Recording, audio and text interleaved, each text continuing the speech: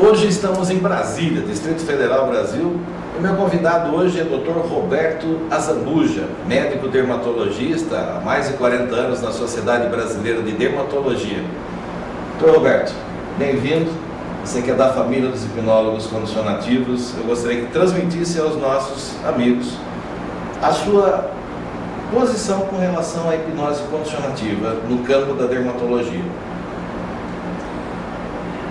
A hipnose condicionativa é um instrumento extraordinário como complemento de tratamento na dermatologia, que é o meu campo, e às vezes é exatamente a medida decisiva para resolver determinados quadros. Eu tenho utilizado já desde 2006 com êxitos bastante grandes.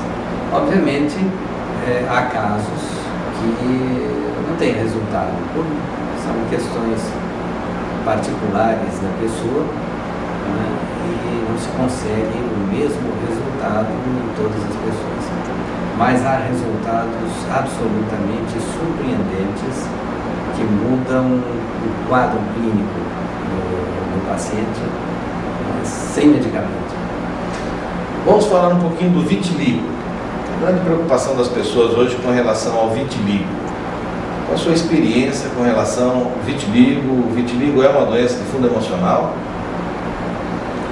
Vitiligo, eu até nem diria que é uma doença. O vitiligo é uma despigmentação da pele, né? Assim como a despigmentação do cabelo. Ninguém que fica de cabelo branco se sente doente. Então, apenas é uma despigmentação da pele. A grande importância do vitiligo é estética. Inegavelmente, algumas pessoas têm vitiligo após um trauma emocional. Isso é bastante evidente, o paciente sabe disso e ele relata. Agora, a gente não sabe quantas outras pessoas afetadas pelo estresse da vida diária ou pelo estresse psicossocial desenvolvem vitiligo. Não há como provar isso com exames, não há exame que comprove a origem do vitiligo, né? Mas dos que se seguem aos traumas emocionais, a gente tem assim uma estatística de cerca de 28% a 30%. Se juntasse todas as outras pessoas, se a gente pudesse comprovar o efeito do estresse comum na geração do vitiligo, talvez a gente chegasse a uns 50% ou mais no caso do vitiligo. Mas essa é só uma suposição. Com relação à psoríase, é o mesmo procedimento do vitiligo? Não. A psoríase é considerada hoje uma dermatose autoimune, que tem um componente emocional muito intenso. Entretanto, não há uma evidência de que algum problema emocional desencadeie a psoríase ou seja a causa real da psoríase. Mas as situações de estresse emocional influem poderosamente no rumo da psoríase, o desencadeamento de crises de psoríase. Isso todos os pacientes sabem e relatam.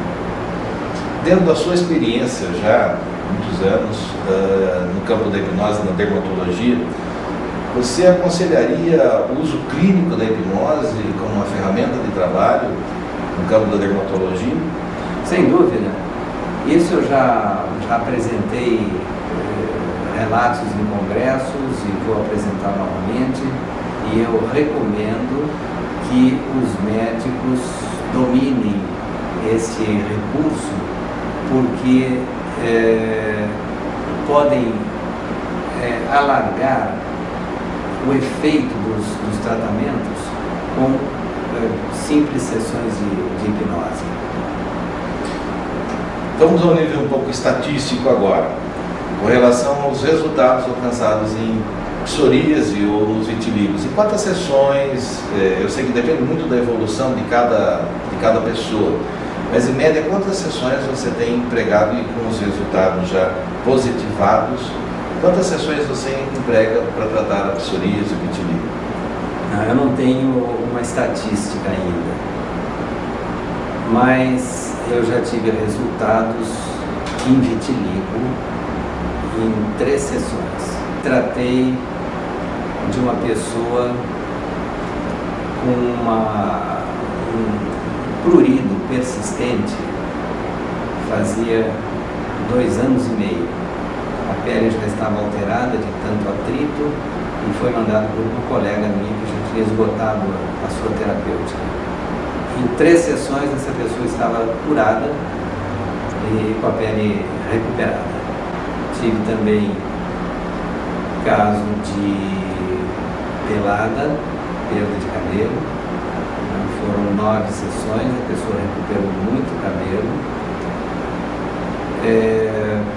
Caso de tricotilomania, arrancamento de cabelo, a pessoa recuperou 100%, embora depois tenha tido uma recaída. E outra que arrancava cílios, que foi uma sessão só, e resolveu o problema dela. Entretanto, depois ela recaiu na mesma situação anterior e voltou a arrancar o cabelo e depois não veio mais ao trabalho. A recaída que as pessoas têm é porque a própria influência do meio sobre o indivíduo, a resposta não é dada, o indivíduo passa a psicossomatizar e essas recaídas ocorrem justamente por causa da influência do meio sobre a psique humana. Isso a gente tem observado da quantidade de casos que nós acompanhamos. É importante então que a família veja e trate melhor as pessoas, seus membros. Eu acho que é muito importante você, dentro do ambiente de trabalho, também ter uma higiene mental saudável, dentro da sociedade ter uma higiene mental saudável e principalmente dentro da família ter uma higiene mental saudável. Com isso, nós cuidaríamos melhor dos seres humanos. Concorda, doutor Roberto? 100%. A origem de muitos problemas clínicos vem exatamente da falta de higiene mental, da falta de mente tranquila. Então, as doenças se originam de níveis sutis, diferentes do nível físico, onde elas se manifestam. São desarranjos que vão se acumulando e se acentuando à medida que vão baixando do nível mental para o emocional, para o energético, até chegar ao físico. E tudo provém de falta de ecologia interna. As pessoas não cuidam dos seus pensamentos, não foram ensinadas a cuidar dos seus pensamentos.